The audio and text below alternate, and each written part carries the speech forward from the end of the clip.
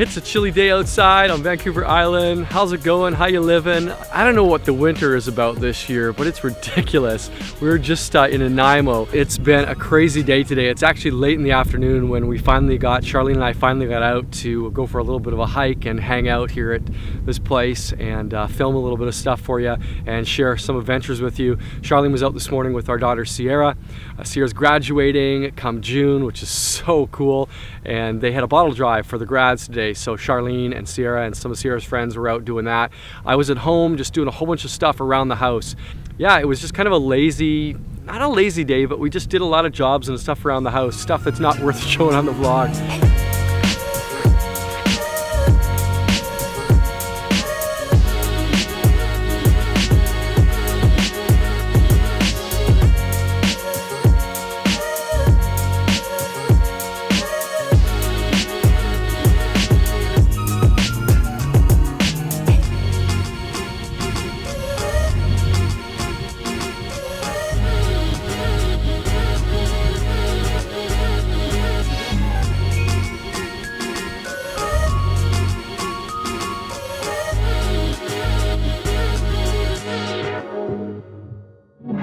Well, I have no idea what it's like to be in a place like Scotland in the Highlands, but for me, Piper's Lagoon and all the rocks here and all the kind of crags and crevices, it feels to me like maybe a little bit like what it's like in a place like Scotland. I hope to get there one day to the Highlands and see what it's like, but for me this is a little bit of a teaser, a little bit of a taste.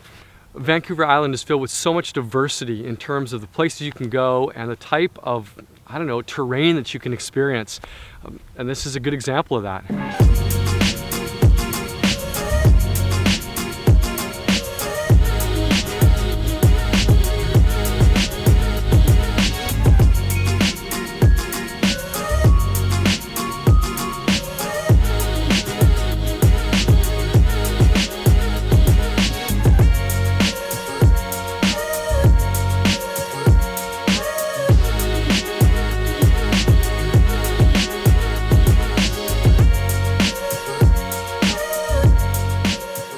So that's Shack Island. I don't know if the tide will be out enough for us to get there, but we're gonna go and take a look.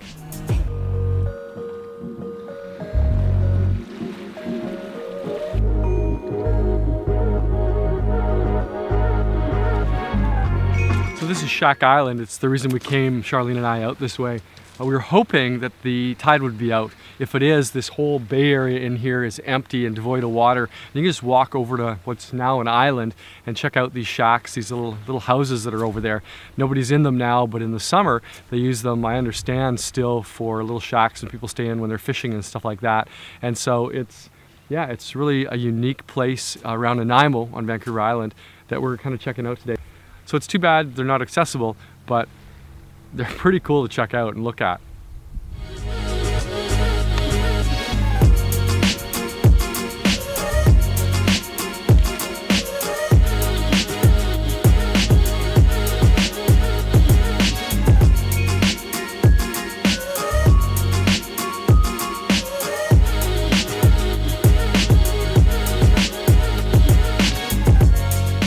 If you live on the island, this is not a big thing, or near the ocean, but if you're not living near the ocean, these are always really cool to see.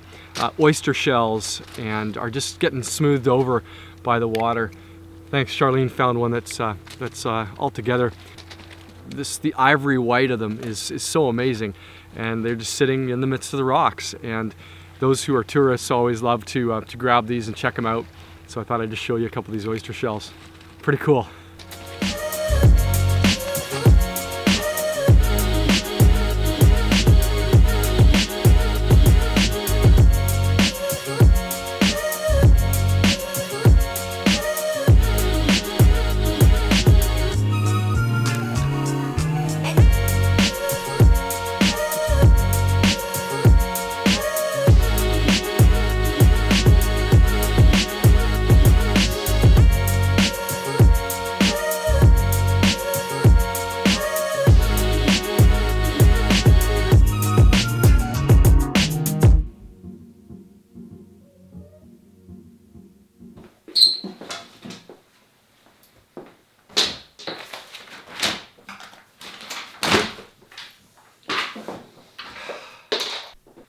Okay, so I had some plans for the rest of the night and what we were gonna do, but it didn't work out, it fell through. So I decided instead to reach out on Facebook and on Instagram and on Twitter and ask you guys to send in questions that I could answer on this kind of Q&A segment of the vlog.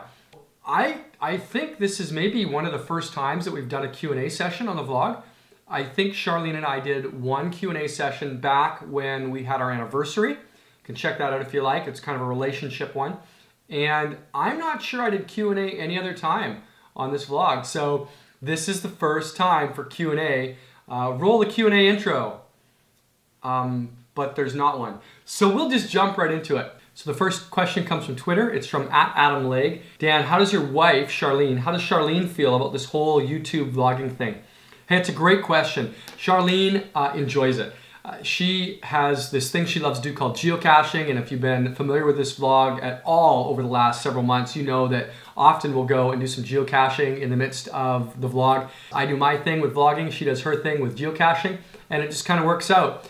She loves it. She enjoys it. Second question on Twitter comes from @ChrisJohnson. He asked me this question, and it's a good question. He says, if you've ever taken a break from YouTube, which I did for a week at Christmas time, so this is good. If you've ever taken a break from YouTube, why and what did you learn from it? Here's the deal. I took that 1 week break at Christmas and it taught me two things. Number one, sometimes breaks are good because you can get in kind of a routine, and vlogging, I only vlog once, twice a week, but you can kind of get formulaic in it. You can kind of get into this routine where it just feels like you're doing the same thing week in and week out. And so a break kind of gives you fresh perspective. It lets you revisit why you're doing it, what you love about doing it, and it kind of just stoked up the passion in me again for hitting a new year, running hard, and doing some great vlogs. So that's kind of what taking a break taught me. Thanks, Chris.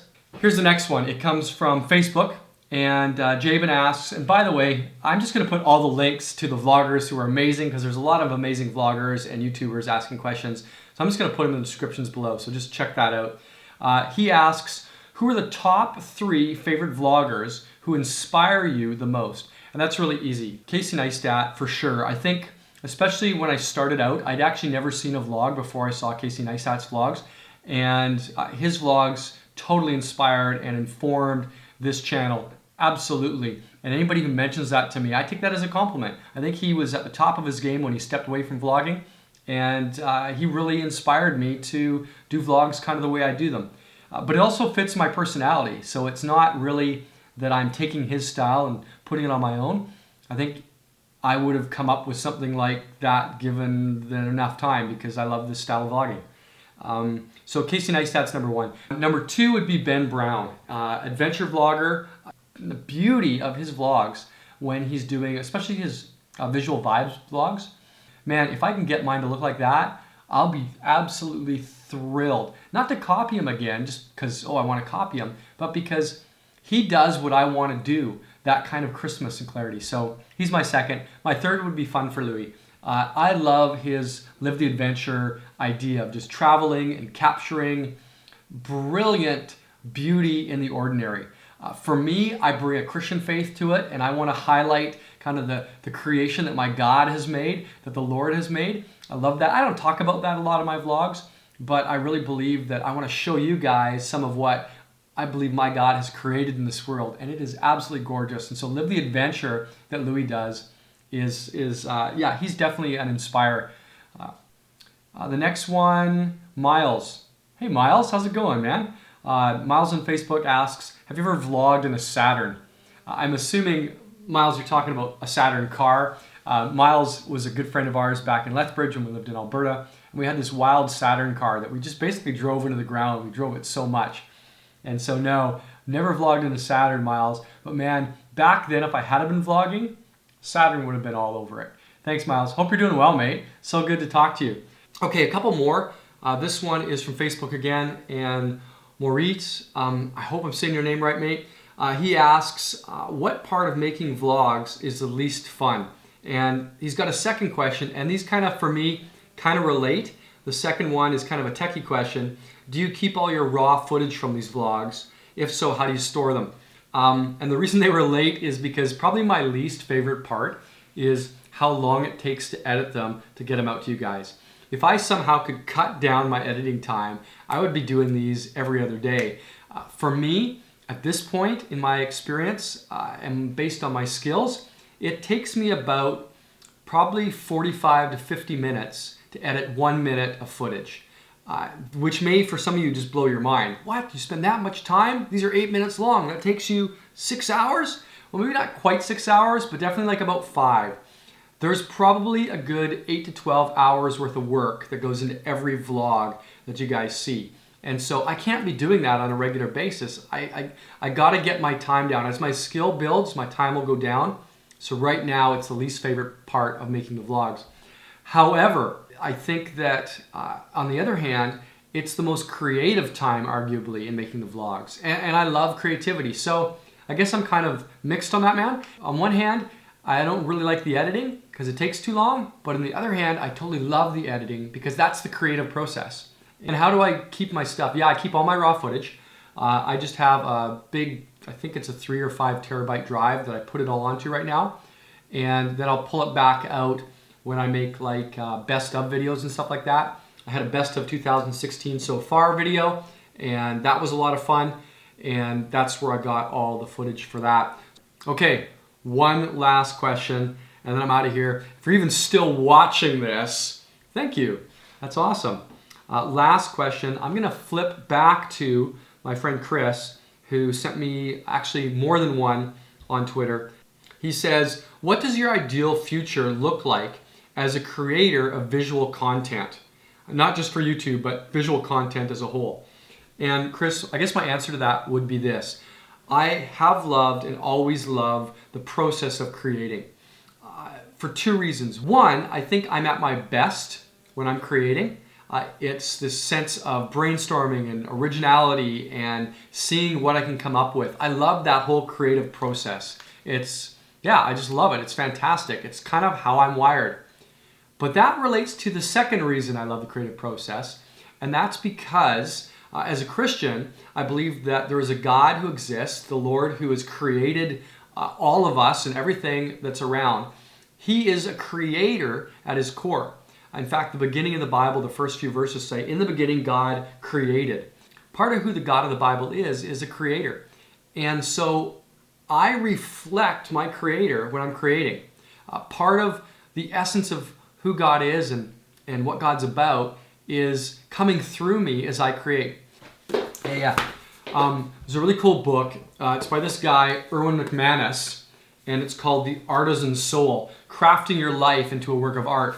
And it's kind of a primer on a theology of creating. So it's all about artisans, and there's so many incredible thoughts in here that even apply to just making stuff on YouTube. So where do I see my life as a creator?